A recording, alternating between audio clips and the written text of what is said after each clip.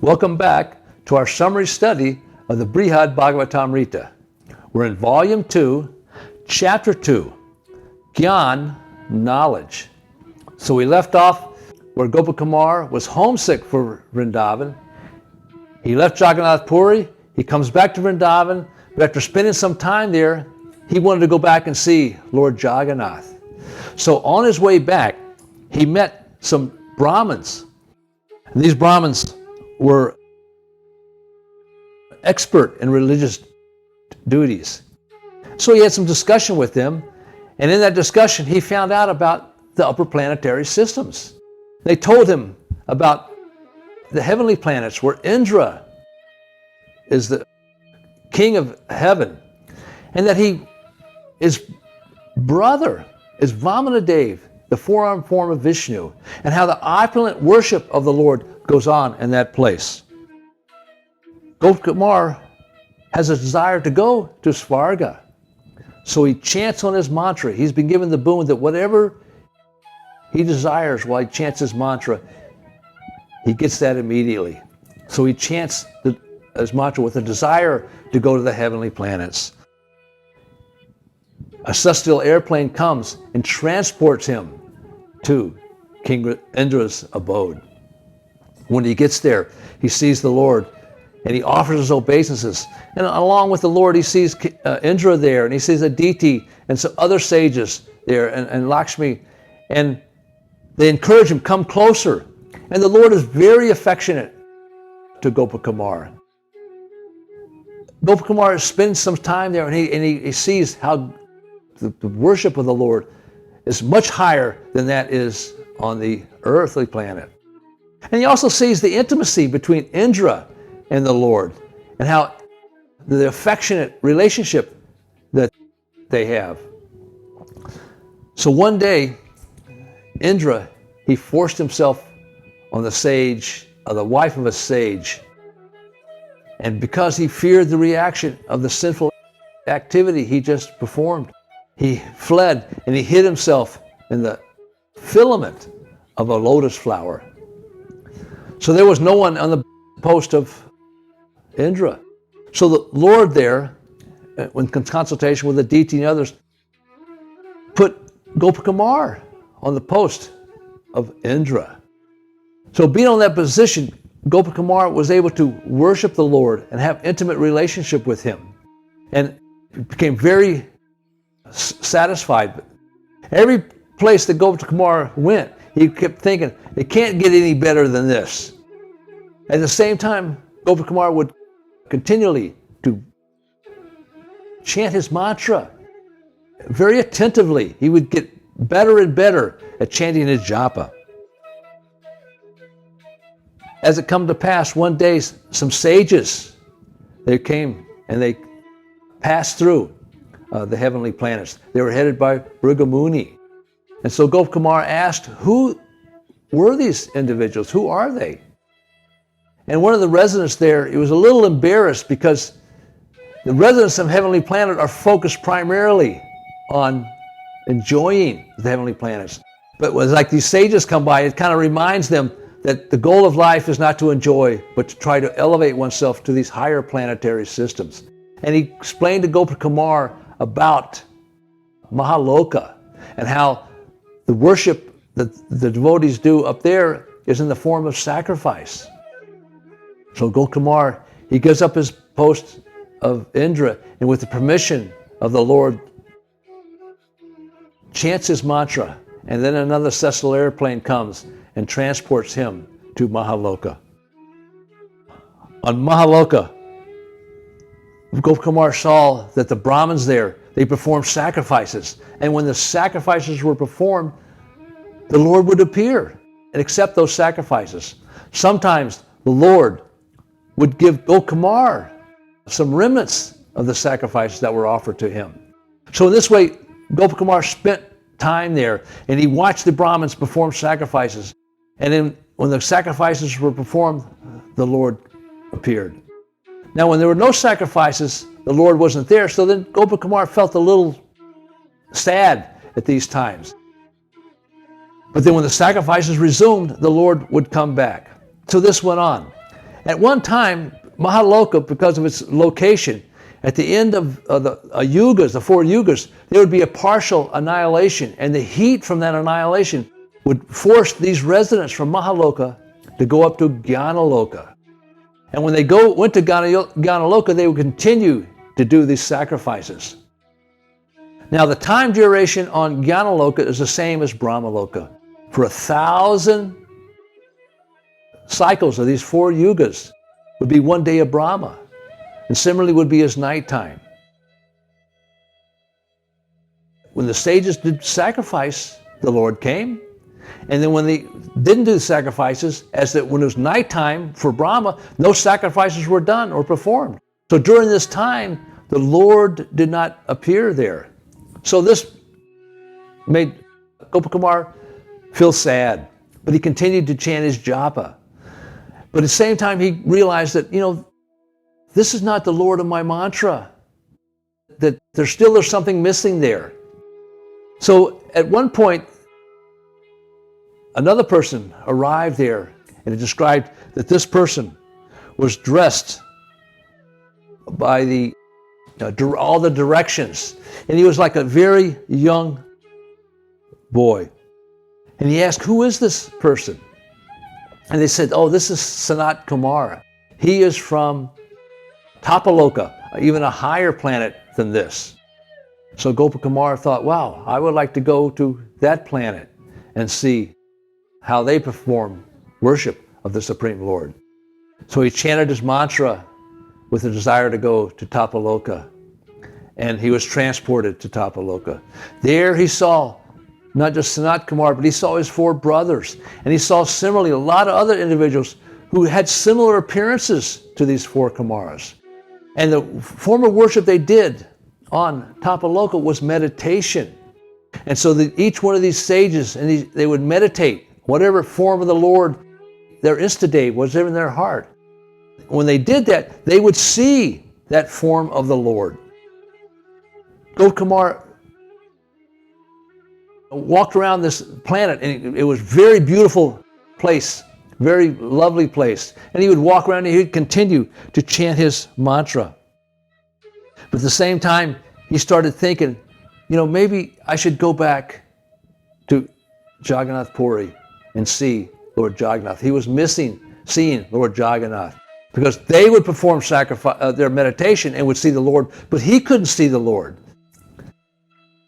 The sage came, Pipli Yavana, and he talked to Gopa-kumara. He understood what Gopa-kumara was thinking.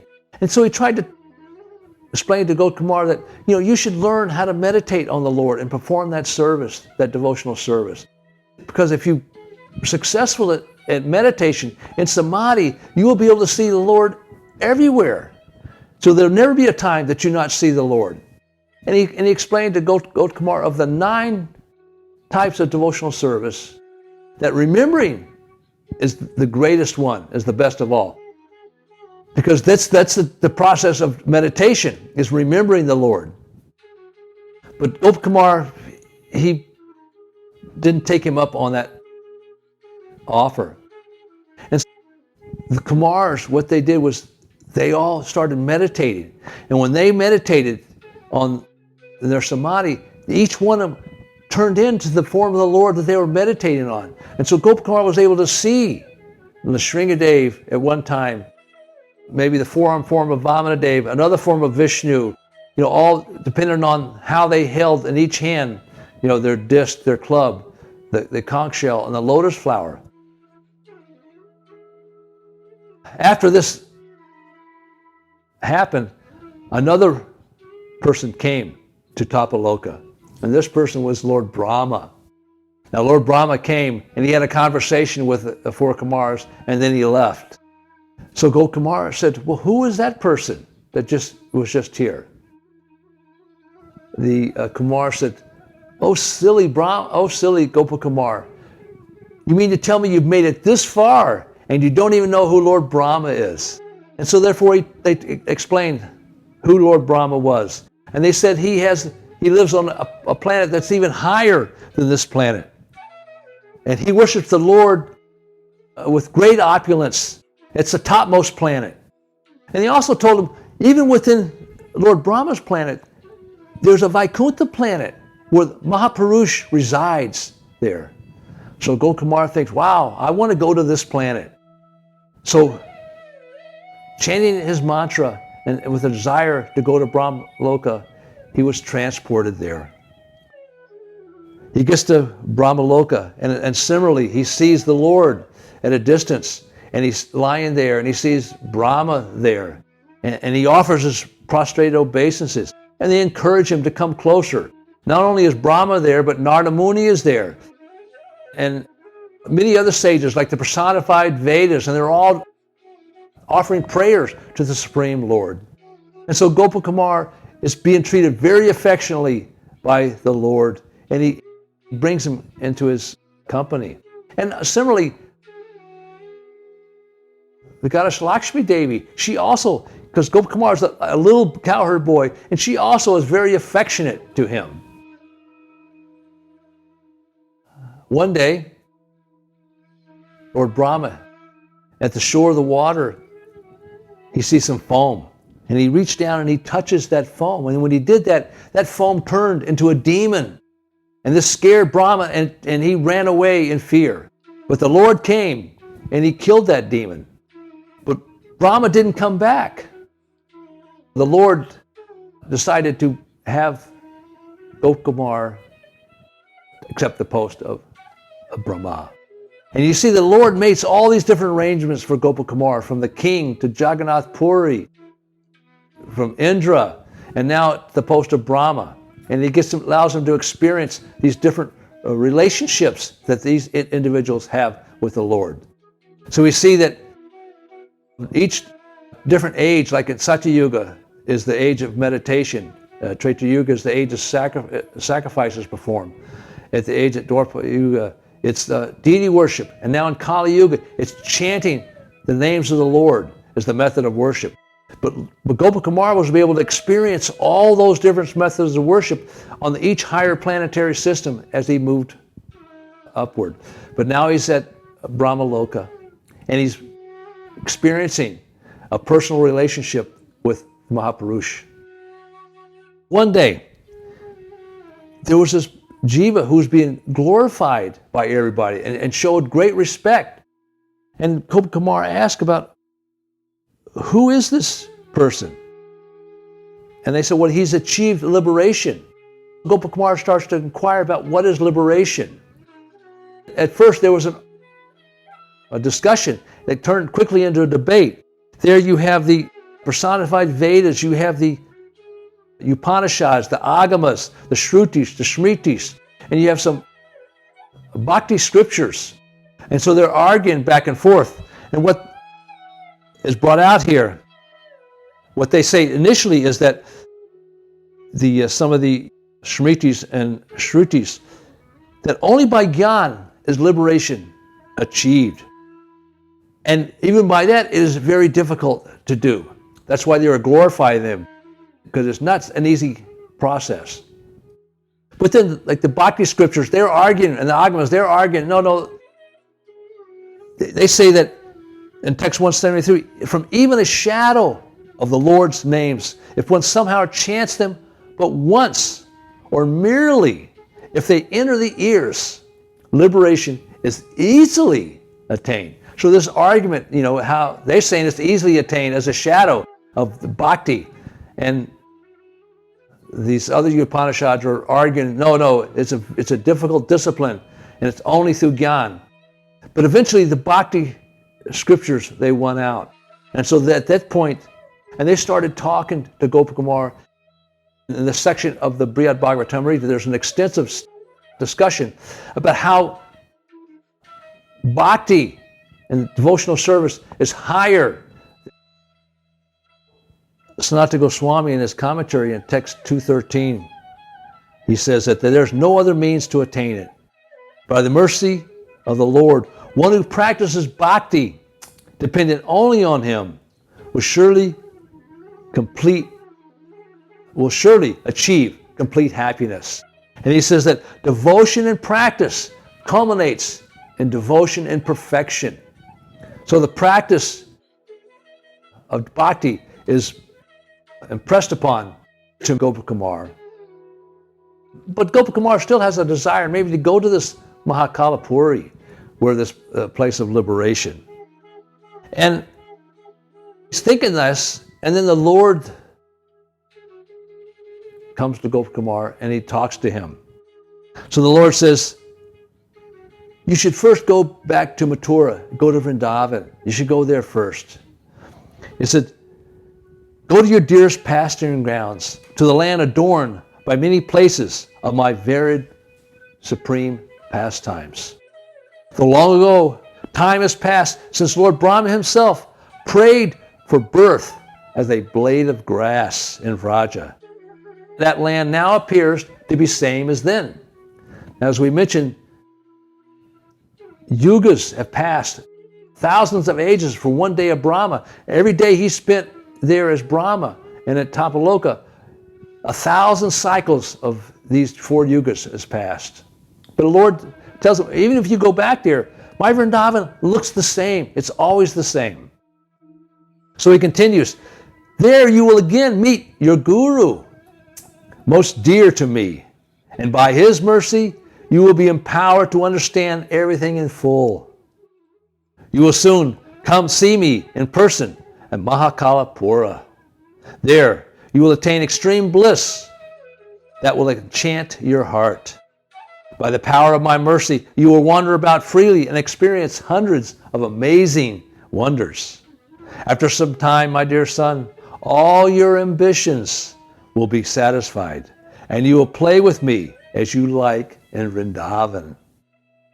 Sri Gopa-kumara said, thus overcome with both joy and sorrow at the Lord's command, by the power of my mind, I at once came to this delightful Vrindavan. So he's speaking this whole story to this Mathura Brahmin. So he's telling him, by the power of my mind, I was able to leave Brahmaloka and come back to this very forest where we are sitting.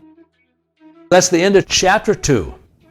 The next chapter, 4, will take up where Gopa-kumara travels through the different layers of the universe, and he enters Mahakala. And then he meets Lord Shiva, and he meets some Vishnu Dudus, and they tell him even more about bhakti. We'll pick up there again. Thank you very much for coming. I hope you come back for the next video, chapter 3. All glories to Shri Guru and Gauranga. Hare Krishna.